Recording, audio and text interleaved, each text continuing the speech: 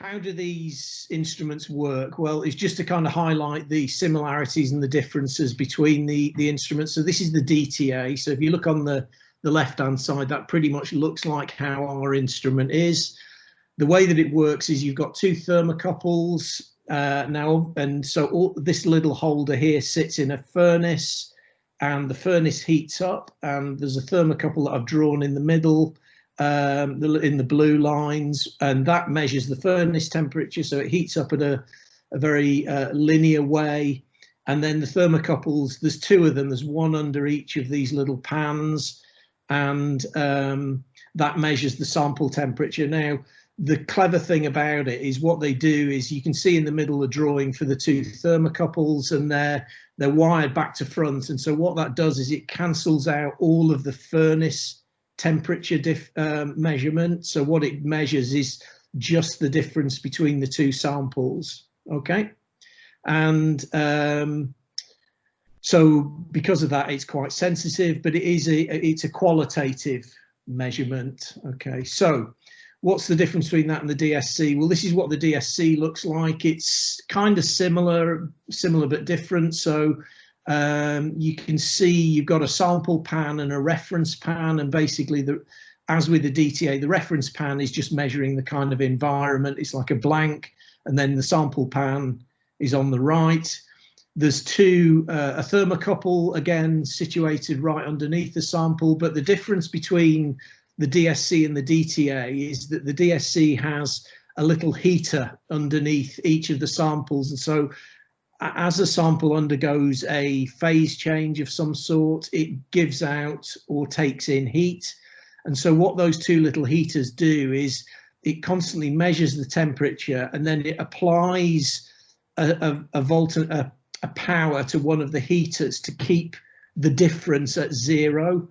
And basically the advantage of that is because you're putting power in, you can actually measure the energy. So it allows you to do really accurate quantitative measurements of thermal events. So that's the difference. Okay, so just some practical points about using these kind of instruments. Baseline corrections is one of the kind of key things. You need to run a really good baseline or background corrections, and if you change any of the conditions, so things like heating rate, if you use a different type of gas, because they have different thermal properties and also different kind of convection properties, you need to run a background correction. The gas flow rate, so you need to keep that constant. Any changes in the kind of blank sample as well. So usually we don't put anything in there, but sometimes you can. So you need to run a background correction. And then also if you're using different sample pans. So for example, on the DTA, we use platinum, and on the DSC, usually aluminium. So if you use a different pan type, so a ceramic one, then you have to run a correction because they have different thermal properties. So why do we need to correct for background corrections? Well, I've got a couple of examples here. So if you look at the graph on the right-hand side, you can see that's a thermogravimetric graph. Basically, you can see the solid line goes through this big drop down, and a lot of that is because it's not being baseline corrected. And then you can also get values actually that go above 100%, and that's because of gas convection effects.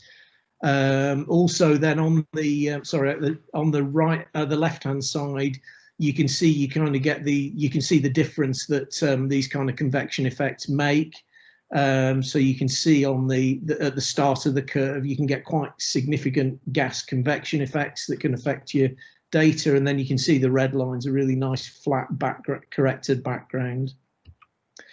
So what kind of things can we measure? Well, the kind of things that I'm interested in is things like bulk properties. So we can measure things like glass transition temperatures. So things like glasses and polymers, when you heat them up, they go through a glass transition, which is where they change from a glassy state to a rubbery state. So they change properties, really important parameter.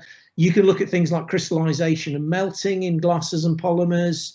You can look at reactions. So if you've got anything that decomposes, so like, for example, calcium carbonate gives off CO2, you can measure the weight loss and also the thermal changes. You can also get weight gain. So you can get materials that gain. So if you're looking at, for example, a reactive atmosphere, where the sample can actually pick up some of the gas and react with it, you can get weight gain. You can also look at things with protein denaturation, although that's more in probably slightly more sophisticated instruments, but I'll give you a couple of examples of that later. Okay. Right, so just to run through kind of a few examples of the things that we can do. So purity of samples. So let's say you've synthesized some compound, and one of the ways of looking at how pure it is looking at melting temperature. So maybe if you did pharmacy as a degree, you'll maybe remember synthesizing compounds and doing DSc, and so you can get an idea of how pure it is by firstly how discrete the transition is. So for example, the melting point in black is nice and narrow and sharp, which means it's probably quite pure, whereas the red line, it's a lower temperature and much broader. So that's the sort of thing that we can do.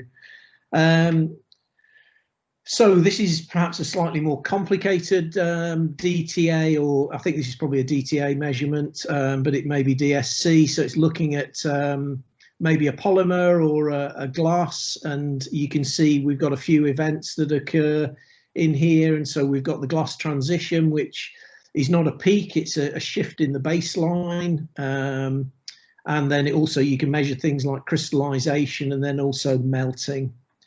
You can also do things like measuring thermal history in samples as well.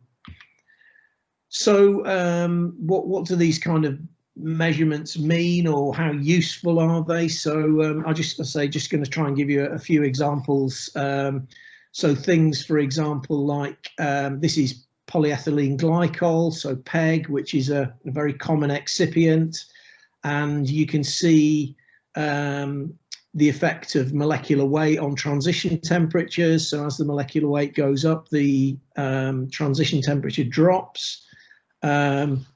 And then also looking on the right-hand side graph, the effect of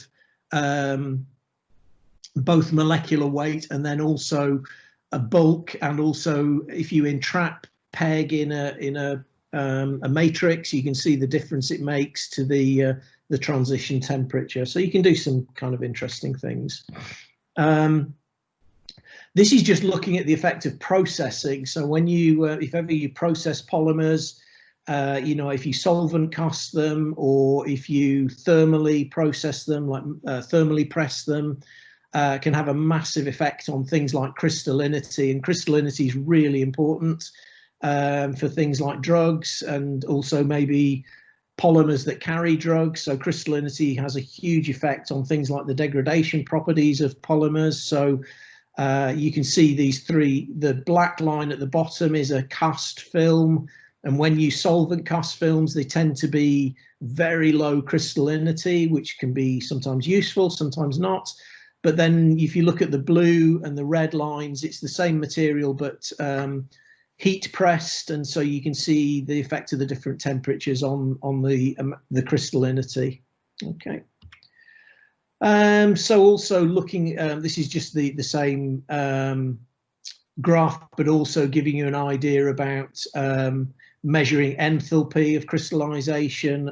So you can calculate things like degree of crystallinity, although I'm always kind of a bit suspect about how accurate this is. But I think again in pharmacy they do this quite routinely, so maybe I need to be converted over to this. Okay, and then so you can see the kind of measurement of crystallinity and the effect it has on the enthalpy of the polymer, quite linear data. So just an example of the sort of things you can do. Also then looking at things like this glass transition temperature, this temperature at which a material changes from glassy to rubbery as you heat it up. So one of the methods that's used a lot in pharmacy is spray drying. So you spray a drug dissolved in a carrier like water, and you put it through a hot air, some hot air, and it takes the water out, and so it's used for large scale processing. And so this is just looking at how much of a particular drug is spray dried in the overall sample. So you can see going from kind of 1% up to 100% spray dried. You can see the effect it has on the graph that you get, and on the TG changes really quite significantly because of the spray drying. So it starts to help you understand what's happening with your processing method.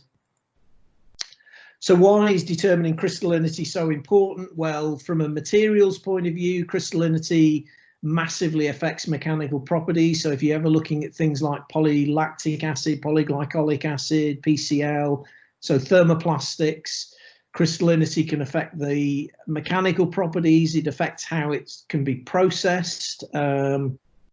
So it's from a kind of clinical perspective, crystallinity is not really a great thing to have, because, for example, in something like PCl, which is semi-crystalline, the problem with PCl is that the amorphous component degrades first, and then basically the rest of the polymer falls apart, so you get all this crystalline debris, and so you can get kind of sterile inflammation occurring.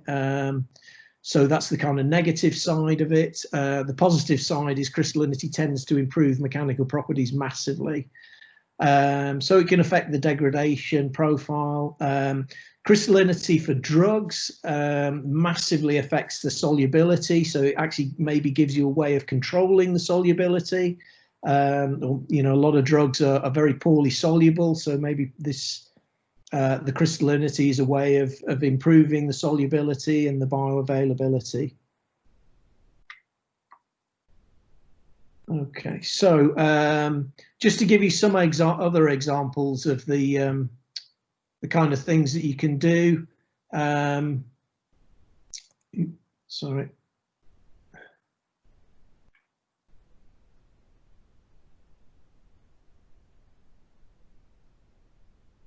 Just to give you another example of the kind of things that you can do. You can look at bovine serum albumin, so looking at proteins in solution. So this is not done with the DSC that we have, but it gives you an idea about the sort of measurements that you can do more on the kind of biological side. So this is looking at the effect of things like SDS and SOS solutions. So the dotted line is for SOS, and it gives you an idea about the stability of bovine serum albumin in these different solutions, and also at different concentrations, which is maybe useful if you want to look at a particular protein. More complicated experiments that you can do. So again, this is a specialized instrument, but there will, you know, if you were looking at this, it might be useful. It allows you to look at, you know, really quite sensitive changes. So looking at IgG, and looking at how IgG, the domains in it unfold with temperature. So you can see how the domains have been marked up in green, blue, and yellow. And you can see as they unfold, you get a temperature response for each of those domains. So it's a very, very sensitive technique.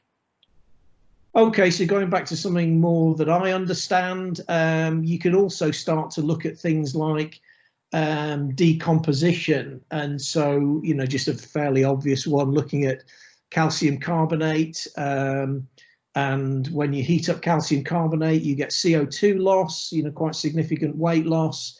But you can also then see the effect of conditions. So if you do it in a CO2 rich environment, or if you do it in air, or you do it in vacuum, you get very significantly different temperatures at which the decomposition occurs.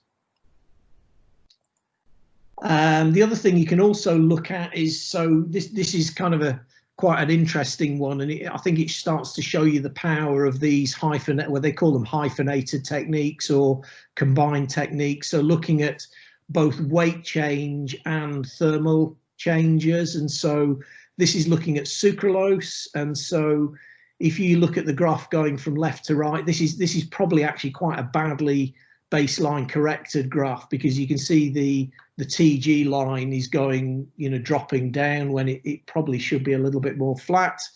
But you can see at about 120 degrees, there's an event occurs in both of the curves. And so you can probably think about, you know, at about 110, 120, that's going to be water loss. But then as you go along a little bit further, there's a big peak that occurs in the DTA, but there's nothing in the TGA. So perhaps it's something like a crystallization event. And then later on, you can see there's another drop off in the DTA, and you can see there's a bit of a change in slope in the TG. So there's probably another decomposition event, maybe the sort of final breakdown of sucralose. So just to kind of give you a slightly more, another graph of these kind of things.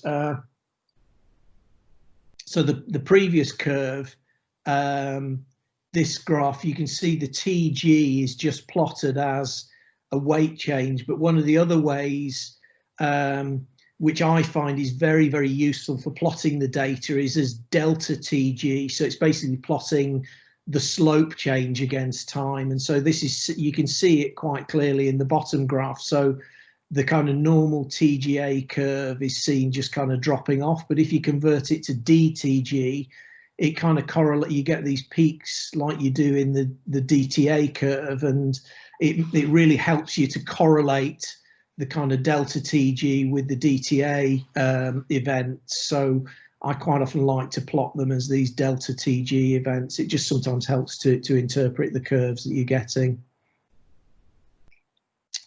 And again, just a much more complicated curve. So again, this is just trying to highlight this kind of difference between plotting DTA, the DTA, and then the delta DTA. So you can see the green is in a static atmosphere and the red is in a dry airflow, but you can see you actually get 3 stages of decomposition, and you can see that in if you look at the green curve, so the one that drops continually from left to right.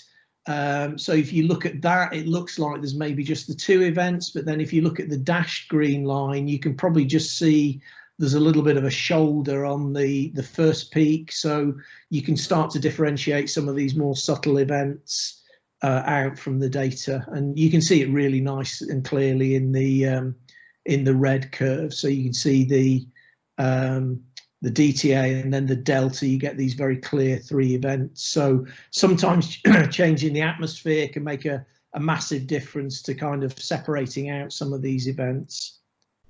Also, just one final one.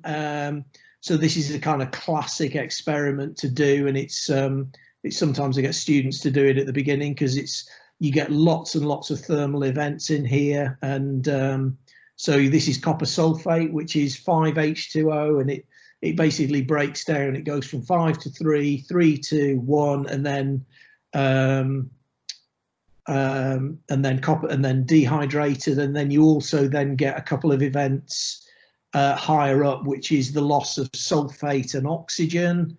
So this is kind of a nice example of where we could use mass spec, because we can see we can see these events going on. If you look at the red line, that's nice and clear. So you can see the change from 5 to 3 and then 3 to 1. Those kind of changes are about the same size, which they should be, because you're basically losing the same amount of water. And then from 1 to 0, obviously that should be about half of the previous 2 events, because you're going from 1 water to none. But then later on, you can, if you look at the green and brown curves, those are the mass spec curves, and you can actually you can see the mass spec very nicely measures the sulfate and also the oxygen. So if you ever wanted to do these kind of experiments, we can set this up on the instrument. I say I've not decided which instrument we should fit that to, whether to put it on the DSC or the DTA, but maybe if somebody's got some stuff they want to do, we can set that up. Okay, so the last slide, hopefully it's just giving you a little bit of a taster of the kind of things that we can do. So just kind of some of the do's and don'ts. I mean, this is basically, some of these are to make sure you don't damage the instrument. So make sure the instrument is calibrated for your conditions, and so we can help you out with doing that. And if you're doing lots of measurements, repetitive measurements in the same environment, you only have to calibrate it once, and then you just use the same calibration file. So it's quite easy. When you're running samples, it's really important, particularly with the DTA, to keep the pans clean, because I've had students in the past with the pans have got glass on the outside of the pans, and they end up then melting and sticking them onto the rods, and those rods are about £1,000 a go, so it's an expensive mistake. The other thing to be aware of is think about the pans that you are using and the temperature. Okay, we haven't done it at our place, thankfully, but out in Korea I saw the students do this, that they ran their DSC up to 800 and they used aluminium pans, and they managed to melt the aluminium pans onto the head of the DSC. So make sure you check what pans you're using and make sure you use the right ones. So the usual options, it's either aluminium or platinum. So we've only got aluminium for the DSC, but if you wanted to go hotter, we can get some. They're not too expensive. For the DTA, we tend to use platinum, but we've also got some ceramic ones, but that depends what you want to do. If you're, one of the really key things, if you're looking at decomposing things, obviously it's giving off gases. So over and above things like water and CO2, if your sample is breaking down, those breakdown products have to go somewhere, i.e. out of the gas lines. So you really have to make sure you preferably use an oxidizing atmosphere, because it'll help to burn it off. If there's a lot of mass loss, then use a high flow rate to try and flush these components out of the gas line, because otherwise they just condense in the gas line, and we have had problems with that in the past. Mainly when you're doing large sample TGA sample measurements, so where you've got a lot of mass that's volatilizing off. But most things that we look at, it's mainly kind of water and CO2, but sometimes people want to, for example, if you've got a polymer that's filled with an inorganic, you maybe want to burn the polymer off to look at how much of the inorganic is in your sample. To be honest, DTA is not really the best way of doing that. You're sometimes better off doing that in an oven and just weighing it before and after. But we can do those sort of things with a little bit of care. Okay, so that's the last slide. Just go back.